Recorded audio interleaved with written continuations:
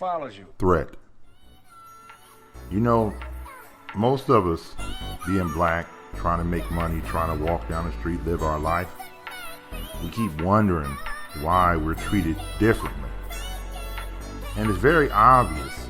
So when you see things on Facebook and people say, well, the little kid Tamir Rice was considered to be an adult, and the white boy who lied about in Brazil is called a kid. You're not getting something very fundamental about being black. And the fundamental thing you're missing is we are a threat. Do you understand? Yeah, because I don't think you guys get this, so we can stop having this conversation. You will be a threat when you go to work. You will be a threat as you walk down the street. You'll be a threat when you get your groceries. The threat is always of violence, right? Because that's what they perpetuated in the media to make us look very violent. And also the fact that really you are a threat for violence. And I mean that as the capacity of a black man. You understand what I'm saying? Is that this could happen. And they know it could happen. So we need to stop with this shit like we're going to get them to reclassify us in a way that is not a threat. You have to understand something even bigger. What would you rather be, a threat or a weakling? No threat at all. Sometimes you gotta take the good with the bad, homie, or in this case, take the bad with the good.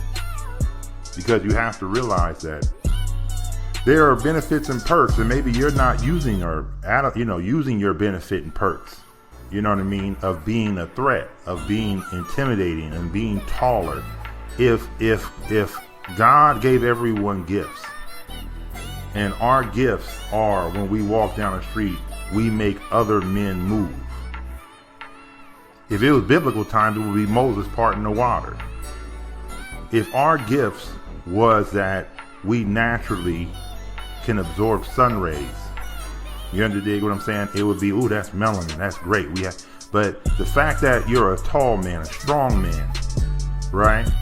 And it intimidates them, a man that is opposite of the current ideology. You are opposite, not because we're not human, but because we are classified as the opposite. You understand what I'm saying? So we are taller, stronger, faster, smarter, right? And we have to be held back because our whole ideology, our whole being, me walking down the street knowing that this shit is a sham, knowing that white people lie about their history, knowing that all this shit is a big country crock of fucking margarine, homie. It ain't real butter, homie. You dig what I'm saying? Is a threat. And you have to accept that, absorb that, walk with that, understand that. Then you will see and understand why you need to get something of your own.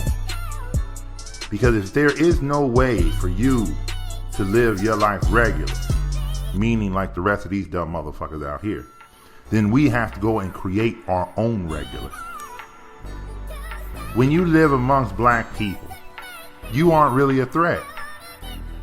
But if I walk down the street and I look mad, another brother will look at me and say, what's going on, brother? Now my facial features have made me a threat to him. Me looking mad have made him be a threat to him. And then if I'm taller, and I'm sure some of you cats who are tall, you'll hear people say, hey, what's up, big man? That's them acknowledging your height, your girth, you're big, I'm bigger, I'm stronger. What's up, big man? Right? Acknowledgement of a threat, of a physical fucking threat. When you go to work and you don't dress like them, you don't participate like them, you don't buy in like them, but you're productive and you don't really talk a lot, why isn't James buying in like everybody is? He's a threat. Even though some of you motherfuckers buy in and do everything, play volleyball and everything else, motherfuckers, team building things, you're still a threat to not buy in. They look at you and say, now here's one black man. I know hundreds of them. This is the only motherfucker that's buying in. Is he trying to run some covert operation shit? This motherfucker's a threat. We have to accept this and absorb this and deal with this and benefit from it. You know what I mean? And enjoy it and build with it. And know that because someone has identified us as a threat, naturally, like my grandfather used to tell me, you do not have to stop a dummy. The whole idea that they had to make laws specifically targeted at black people tells you something. They didn't make a law specifically targeting Mexicans, specifically targeting the Japanese. You understand what I mean? It wasn't written in their constitution. It wasn't part of what they thought they were. They built themselves and their ideology off of suppression of us. Why? Why us? Right? If you think about it, why us? Why me and you? Why when you walk down the street or you have the potential of violence? It's simple to understand when you really calm down and think about it. Everyone else, not just because of the slavery thing. If you look at the world as a whole, okay, and just look at the different races of people and different body types, we are of the strongest, the tallest, you understand what I mean, of these people, right? So if you are the strongest, the tallest person in your high school, you will find other people intimidated by you. If we are naturally the strongest, the tallest, you understand what I'm saying? We come from this country, we come from this ideology, we made science, we made math. You would understand why the potential of one of us is worth them trying to stop us. You understand? And then you have the fear of other people, like I tell people. You know, I was talking to my brother the other day, and me and him are having a similar conversation. And he was like, what does it feel like? I said, you know what it feels like? It feels like I'm the only black man that's not a coward. And I'm walking amongst cowards. Right? And he said, well, you know, I said, no, not in the sense of just cowardice. I said, just in the sense of no one will take a stand. So it's like any other situation. A whole bunch of cowards would cheer the person who takes on the bully, but will not help the bully beater. So it's similar to me when I sit around, well, you know, black people, they put us in these categories and they do this and they do that. And they kill the kids and they pepper spray a woman and you know what I mean? And nobody does something. Where's the men? Where's this and where's that? And I just sit around and I think, you know, you see it, why don't you do it? But they don't want to. But those of us who do walk down the street and do know that shit might pop off if you do something in front of me, I am a threat. You understand what I mean? I am a threat to not only sock you in your face, I am a threat to influence all of you on this microphone today as you listen. I am a threat. I am a threat to the ideology or the understanding of wake up every morning, go to a job, hope that you keep your job forever, build a house and be a second class citizen, even though you have first class shit. I'm a threat, right? I'm a threat to the whole sham, right? And like I tell you, I'm not a small dude. I'm not 5'2". I'm not a short dude. When I come down the street, motherfuckers move. People move. People acknowledge me. People, hey, what's up, brother? Hey, what's up? I'm not saying that like I'm a bully. I'm really trying to stay away from shit. But I accept that I'm a threat. I don't get mad. I don't think it's unfair. I grew up in Compton. If you saw me as a kid in Compton, you would drive down the street and you would look at me and say, that motherfucker ain't gonna make it. Because of the situation I happen to be in and the schools I went to. You're looking at my situation saying, that motherfucker, he's 16 years old, he's poor. These motherfuckers, they all selling dope, they all trying to hustle, and they gonna steal from me. You assess the threat, you're looking at the whole thing. So when they see a black man who has been consciously denied, who has went through many hurdles to get there, right? To get wherever you happen to be, brother, right? And then you say, well, why? I'm not a threat, I'm like them. You can put on as many pink, pastel, purple motherfucking clothes you want, homie. You a threat. Dennis Rodman is a threat even in fucking girl clothing, because his nature is that of a threat.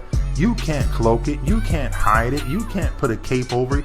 You can't talk another man's language. You can't eat another man's food. At the table where you sit, black man, is a threat for fucking chaos in their minds. Right? And you don't get that. You're still fighting an old fucking battle. You know, sometimes it always makes me laugh that black people in the whole will try to take away benefits to them. You know, black men are very virile and strong. Not all of us. Motherfucker, man, what the fuck is wrong with that one? We are virile and strong. Black men are very sexual, and you know, okay, men are sexual. Man. It's just weird, but yeah, we're not extra sexual. Motherfucker, what are you arguing over? Black men, you know, they run faster, they jump higher, they this, they that. We do. Just look at the Olympics, motherfucker. Right? Wherever they put a black man, I don't care where the hell he at, they can transplant a black man and put him in fucking Switzerland to run their fucking race, and that black man still win. We are. But you know, Freeman, they never say we're smart. Because, you dumb motherfucker, they gave you everything else and told you that you're perfect in running, perfect in music, perfect in writing, perfect in math, perfect in English, perfect in this. And they took the one thing that will make you think you're God. And your dumb ass is fighting everything else. So when you see me, I'm sexual, yes. Black man, I like women. You know, I could run faster. I don't know anymore, but in my heyday, I put burns on the street, homie. You know what I'm saying? I played basketball, I played football, I played baseball, didn't play that fuck ass hockey. I don't got no ice in California. Right? But I could pick up a sport very fast. Just like a lot of my brothers. Right? And I'm smart. So now the culmination of me is that I know I am all these things. It's in me. All of those things that are dominant to other people. They come up and tell us, black people make the best music. Black people make the best barbecue. Black people have the best party.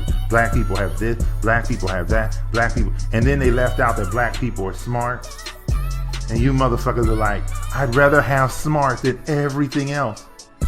Even though this is the group that has oppressed you and enslaved you, your ass is asking them to recognize whether you're smart when the motherfuckers that gave you 99.9% of what is God on this earth. And your ass can't get over the last 1%. So yes, young brother, you're a threat. You can't hide it. You can't deny it. You're a threat to other black men who are not in check with themselves. You are a threat to other black women who are not in check with themselves. Because when I walk down the street and I'm towering over people, I am not here to hit you on the top of your head and rob you and take your shit. But you have black people in this world that believe what other people are saying about them. Thus, they believe what other people are saying about me. They don't see me as the same. So when you say, I hate when black women clutch their purses when they see a black man. I don't know where the fuck you grew up, but you know, dumb motherfucker, if I wanted to snatch your purse, your little ass ain't gonna stop me, so you might as well relax. You know what I mean? But then y'all always trying to prove that you're lesser than. Because Freeman, you know, if they don't recognize that we're smart, then yeah, fuck them. Don't you know the whole rise and grind, the books I write, everything I do, is to kind of usurp that whole dumbass belief? For you to be smart in application of knowledge, not smart in recognition by others. Don't you know when you hear me talk, you don't hear me talk about the law or any other shit that I do? Because it's not important, right? What's important is that I build shit, that I show you shit, that I tell you shit, because what I say through this microphone changes your mind, changes your outlook, changes your vision. It's impossible for you not to think I'm smart or intelligent or godly. It's impossible. But I'm not looking for their attention or recognition. So I'm not worried about whether they call me a threat. You know how many jobs I've been on before where the dude in charge was intimidated by me primarily because he couldn't control me. And it's not like I'm some uncontrollable baby throwing tantrums. I'm saying that I'm uncontrollable in the sense that the bullshit won't work. Hey, Freeman, we all need to come together and work as a team. Hey man, my shit is already done. You can go talk to them about that, but you see some problem with my shit? Nah, yeah, I just wanted to let you know we all need to come together as a team. Okay, motherfucker. Go tell everybody else that shit. My shit is done. You pay me to get the job done, my shit is done. Well, Freeman, you don't buy into everything that's going on. Motherfucker, it ain't my company. I don't know what retarded motherfucker buys into a company that ain't theirs. It's just a job. Well, we're all coming together. We're all making millions together, and you're part of a super team. What am I, 7? What am I, clapping for my teammates when they make a free throw? You know what I'm saying? What the fuck going on in this world? I'm a grown fucking man. Fuck your free throws. Right? Oh, Freeman, but we should show other people. Sometimes the problem with other people and black people is they don't know it. Motherfucker, they don't want to know us. Don't your retarded ass get that?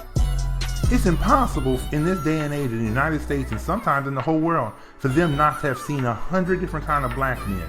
They are holding on to this for their own fucking reasons. You can't have Kanye West, Will Smith, you know what I'm saying, Barack Obama, Eric Holden.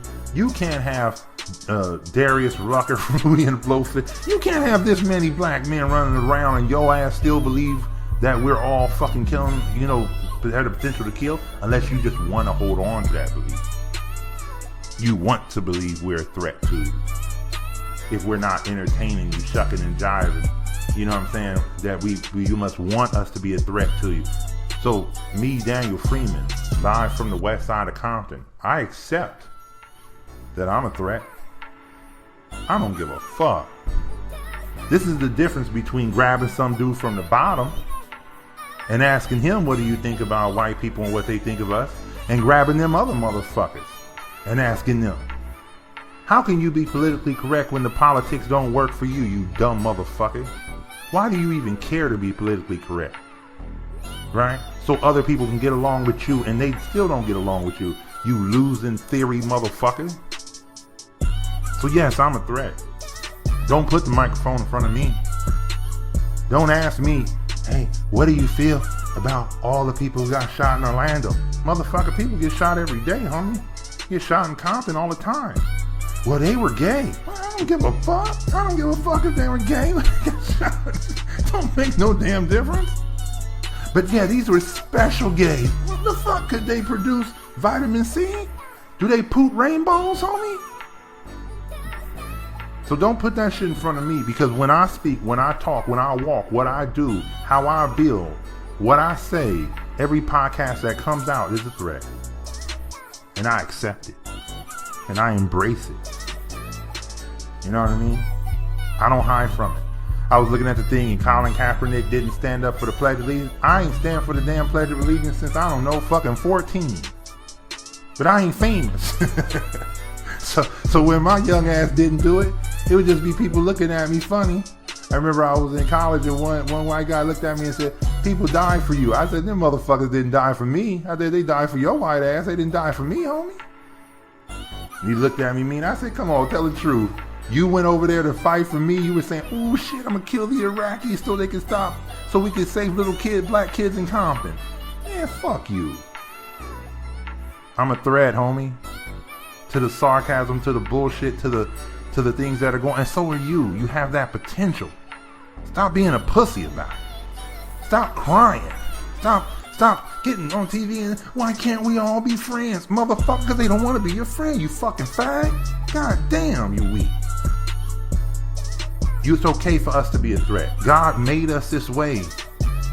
If you want to look at it for genetic reasons, superior skin, superior, you understand what I mean? Organs, superior speed. It would sound like, if y'all old enough, it would sound like the Bionic Man, $1 million man. This we have created a man who can run faster, jump higher, fucking Superman on Earth is us. And whenever they put a black man in whatever country he is, he could be a black man in Mexico and he still got our traits somehow, right? So he can be a Mexican black man and somehow he's still faster. You're a threat. Not because we impose our will on people, because our natural tendencies, our natural abilities, our natural mind topples governments and understanding and thoughts. And the black man here in America naturally knows that this is some bullshit. So why do you get mad when they say, well, we got to kill that motherfucker? We got to do something to that motherfucker. We got to hold him down, because if we let 50 million black people wake up one day, come out and say, we don't believe in white people and all the shit they say, and we're not going to celebrate their holidays, we're not going to eat with them, we're not going to spend their money. Chaos. Because you're a threat. Next time, partner. Like a lot